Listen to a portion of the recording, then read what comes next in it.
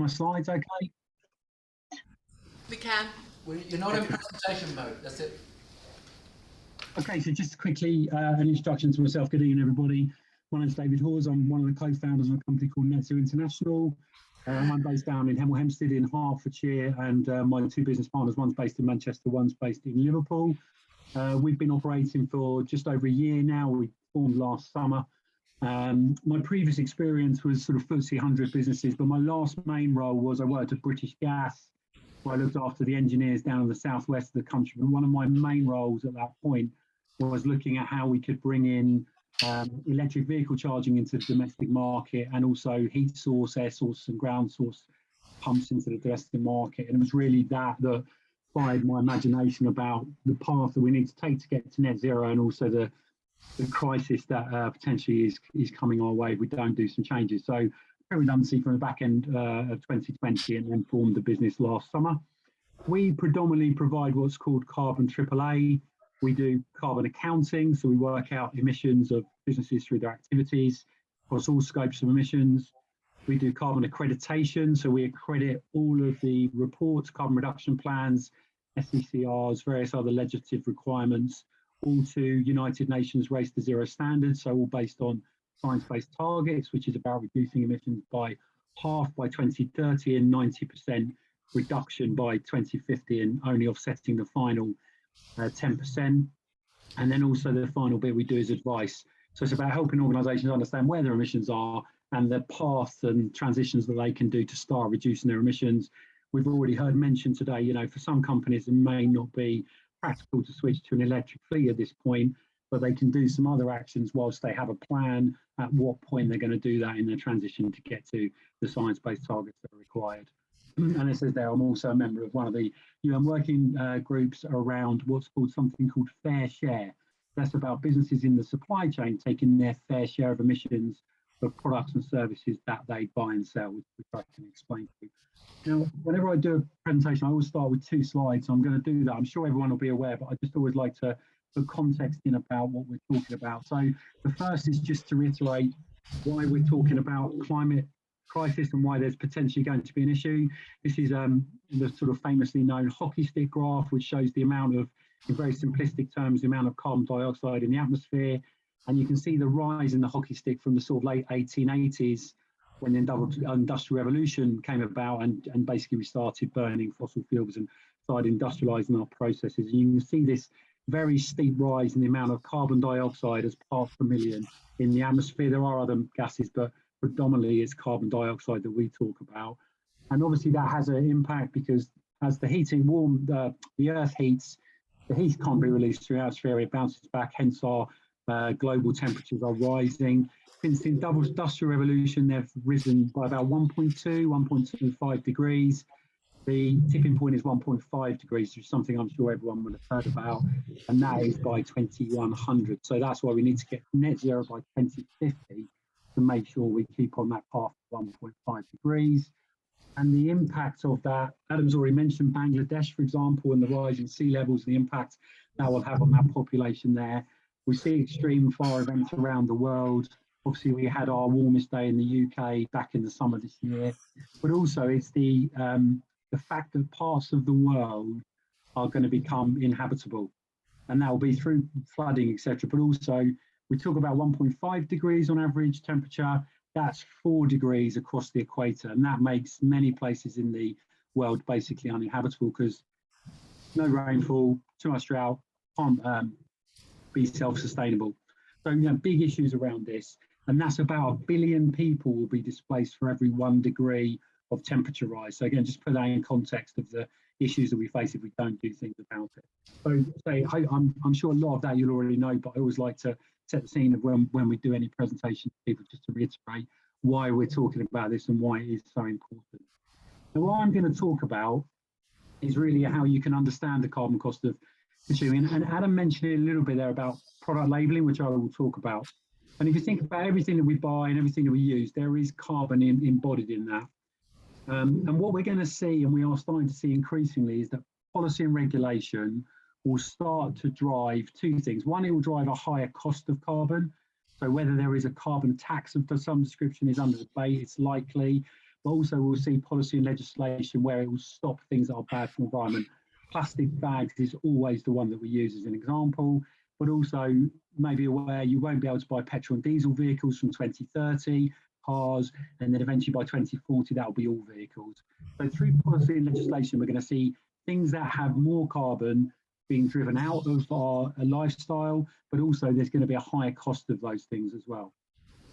But I think the point Adam just made is as important, and that's if we as consumers start to make choices and push this, we will see businesses start to do this more because they'll see a need for it. I think Adam's example of Tesco ever many years ago compared to now would be very, very different. And we are starting to see this happen.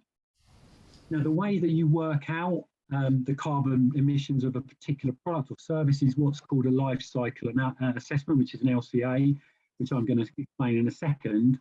And then to get a label for a particular product service, you'd need to have that technically verified, and that's through what's called an EPD or an environmental product declaration, and I'll explain that in a moment. Okay, so that's sort of just setting the scene really of where we are. Now, a life cycle assessment is when you look at the product or service that you buy through what we call a cradle to gate approach. So that's from the very first moment that product or service is manufactured all the way through to the end of life. And I'm going to give an example of how we look at that in a moment, but that's just the technical definition of what an LCA is. Now, the way we measure carbon emissions are through the various scopes. And again, I apologise, I don't know how many people are aware of the different scopes and the types and complexity around carbon accounting. But there are 3 different types of scope. There's scope 1, which is in essence the energy that you burn, so gas, fuel in vehicles that you own as a business, diesel, petrol, etc. There's scope 2, which is the energy that you buy in, so generally purchased heat, but generally electricity for most organisations. And then there's scope 3 emissions, which is everything else in the value chain. So that's everything from the first moment that you buy a product or service all the way through to the end of life, okay? Now, what I've done in the next slide is just breaking that down so you can consider the steps to work out a full life cycle assessment of a service or a product, okay? So you've got the overarching energy use. So let's talk about a factory, for example, that's manufacturing, I don't know, we talked about cars, we'll talk about cars. So you've got the general energy being used in the factory to create the energy to create the cars and manufacture. The car manufacturer will have to buy goods and services to create the car. So there's the life cycle assessment of all of those elements. There's the capital goods. So that's the factory, for example, where the car is being produced. There's any fuel or energy related activities. So that's the transmission and distribution of electricity, for example, into the factory or anything else that the company is using. There's the transport and distribution of the parts and the products into your factory. So going back to the point about the difference between buying local and buying international, you've got far more transport and distribution emissions if you buy further away than you have locally. So there's that to consider. There's all of the waste that is created through the processes and how you dispose of your waste. So hopefully none to landfill through recycling and through minimal loss really through creating things. And then there's any other leased assets that the company may have had to consider that. So that's what we call upstream emissions in the life cycle analysis. That's the upstream scope 3 emissions. And then the downstream scope 3 emissions are the car's being built, there's the transport and distribution of that vehicle to the showroom. There's also we've talked about the processing already, that sits in the manufacturer, but there's also the use of the sold product. So the car manufacturer has to take what's called a fair share of all of the fuel of that car over the life cycle of that car. So they are responsible for a proportion of that car's use throughout its life. That's where it becomes quite complicated, as you can imagine, because you've also got maybe a company's bought a car or an individual, you've got companies that buy them and then lease them out.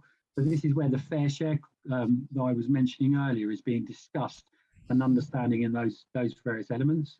And then the final element of a life cycle analysis is what happens to that product at the end of its life. So where does that go? So if that car ends up in lots of bits of landfill, that's obviously not as good as it being recycled and kept used. And I think Lady mentioned, I apologise, I've forgotten the lady's name, but you know, buying second-hand clothes is a great example of us using products as they come to the end of their normal life, rather than putting them into a skip and throwing them away, giving them to charity, getting reuse.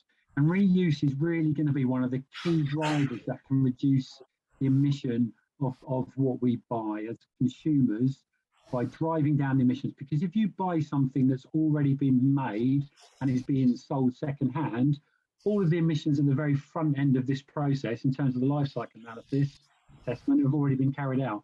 If you buy a second-hand car, the purchase of the raw materials, the product and buying of the car have already been factored. So buying second-hand is one of the main things that you can do as a consumer to drive your emissions down and your footprint down. The first thing to do is really buy less, ideally, buy less of things. And we talked about maybe not owning a car, but if you're going to have to buy, look to buy second-hand and look to buy local. So that's how we work out a life cycle assessment. And then to that, then get that signed off as a product. You have to have what's called an EPD. And what Adam was talking about earlier about the labelling, this is maybe a reason why this hasn't been as as much as we would like in the market, is because it's a very technical process. It's a very technical sign off for any particular product or service for an EPD, and that goes through the full process that I just mentioned, and then it has to be signed off through a technical audit and to technical standards. There's an ISO in there. These are going to become increasingly important for businesses, and we are starting to see that in the market, and therefore Adam will get his wish of seeing more labels, but labels will have to go through this EPD process. Really, you would like to see that, because otherwise there's a risk of greenwashing, which I'm going to talk about in a second. The whole point of having an EPD from an organisation's perspective is to improve their sustainability credentials and be able to go out to their clients and say, this product's environmental impact in carbon emissions is X, and we have had that verified by a technical audit to confirm that the EPD is valid. Okay, so that's what an EPD is. So that is becoming increasingly important for organisations, and we're certainly seeing larger organisations move towards getting a lot of their products start to have this formal labelling. So that will happen, and yeah, watch your space on that. Now, I mentioned greenwashing. I just wanted to cover what greenwashing is, because this is really important. So greenwashing is all about businesses or organisations making claims about their environmental credentials that aren't substantiated or true.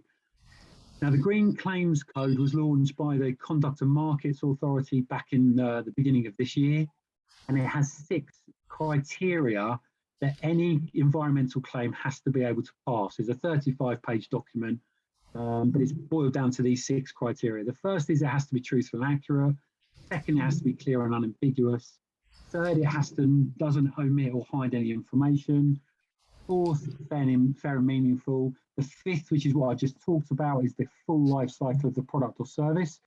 One of the areas we see a lot of organisations not including in that is the end of life processing of it, or the fact that the use of that particular service or product. And I'll give you a couple of examples in a moment. And then the sixth is it has to be substantiated as a claim. So what we're finding now is the CMA have now got teeth, which they didn't have pre-2022, to take organisations to task over their environmental claims, which is very important.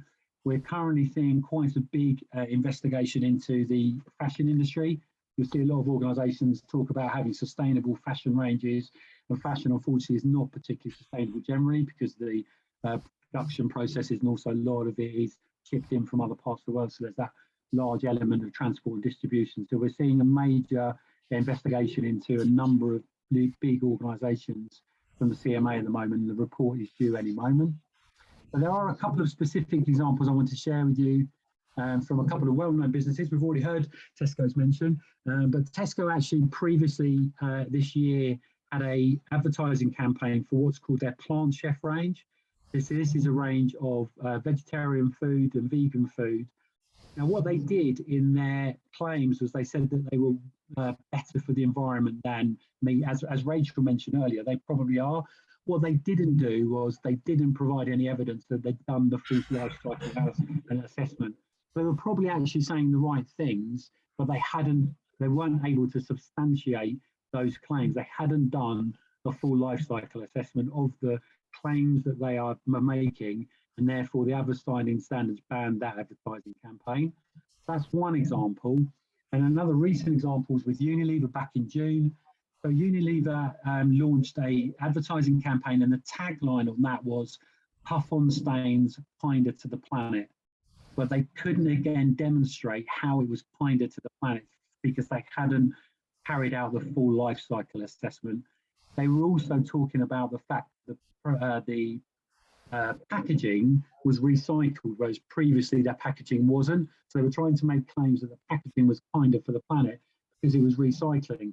However, even if it was recycled, plastic packaging, no matter what, is not kinder to the planet. So you have to think about the wording that is being used to try and demonstrate some benefits. So what we're hoping with the CMA and the greenwashing and the Green Claims Code launch is that more organisations will think very carefully about their claims and that they will start to do full life cycle assessments, and we will see more EPDs coming out in the business.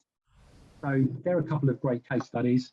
And then the last sort of slide from myself, I just wanted to give you some examples of some of the emissions that we are probably not thinking about. And funny enough, again, it was mentioned through How Bad Are Bananas. I've got the book here. It's a great book if anyone does want to have a read through. The Carbon Footprint of Everything by Mike Berners-Lee, who's the brother of Tim Berners-Lee, who invented the internet. So they're a pretty clever family, because Mike Berners-Lee is pretty much known as the godfather of carbon accounting. But one thing people generally don't think about is the carbon cost of an email, for example. So emails have about 4 grams on average. There's a difference if they're small, spam, if they've got attachments. But one of the things everyone could do today after this session is unsubscribe from various emails that you get that you no longer need. Don't copy lots of people in. If you have attachments, send people to the place rather than attach. Photos, delete on your smartphone. So there's lots of things in data that we don't consider to be emissions, but they are. And actually, if you looked at the internet would be the 5th biggest emitter of carbon if it was a country. So, you know, the carbon footprint of the internet is more than shipping and flying combined. So we all talk about flying less, but actually, do we really think about maybe sending less emails and driving down our use of technology sometimes? However, having said that, an email is far better than sending a letter in the post. As you can see there, you know, there's sort of 7-factor improvement. So sending an email is better than a letter, and that's because obviously getting the letter, you've got the paper, you've got the transport and distribution I mentioned earlier, getting the letter from you through the place that it is posted. Now, the use of smartphones, and I've got 2 teenage children, so I know that they use far more than the odd hour here or there, or the average person, as I'm sure many people know. But that's about 173 grams. These are all averages, but this has all been done through a lot of research. 2 areas that really affect that is, one is the embodied carbon in the phone itself.